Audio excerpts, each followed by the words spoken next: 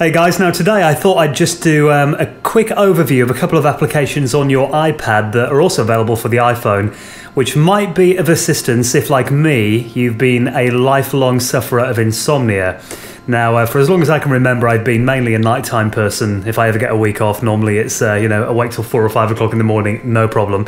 But if you have to get to work and you need to get a good night's rest, there are a couple of applications available for iOS that might give you a little bit of a helping hand in drifting off. Now, the first one is called iSleep Sphere.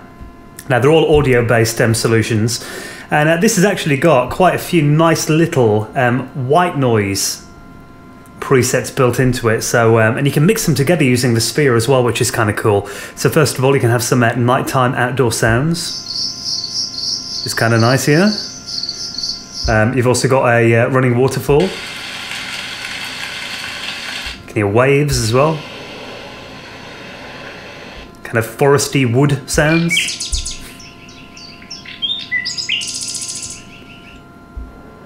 And more running water there.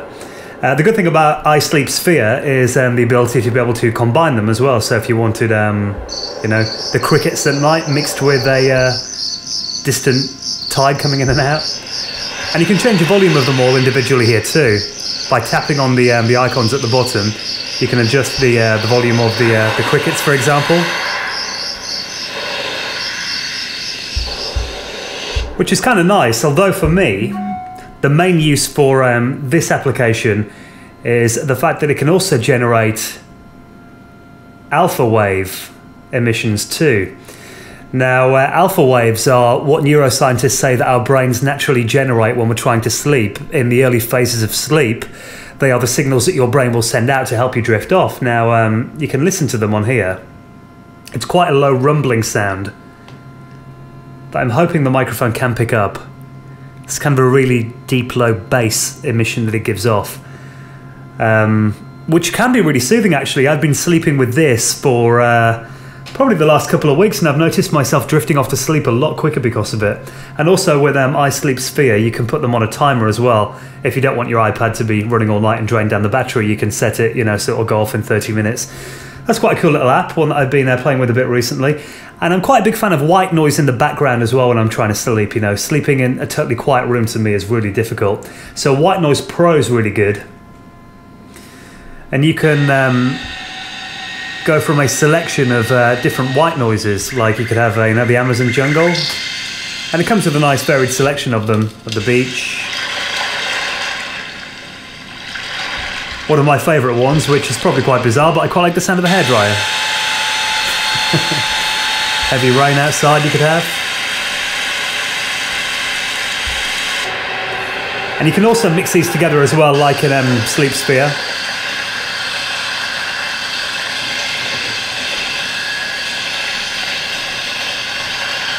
And set them on the timer too.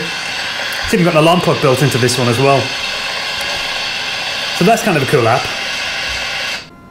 And also I've got an application that I'd like to show you on the iPhone as well, which is also available for the iPod Touch, called Sleep Cycle, which is really cool actually, and I've used it a couple of times. And what it does, it basically uses your natural sleep rhythms that everybody has.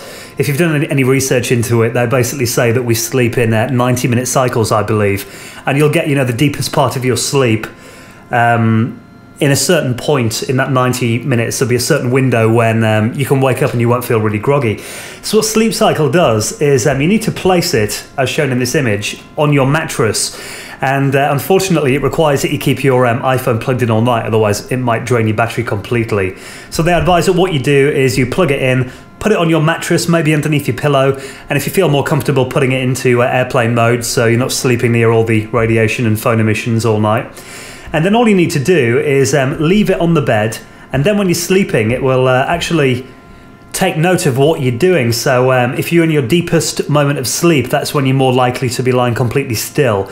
And when you're coming towards the end of the sleep cycle, you're more likely to toss and turn.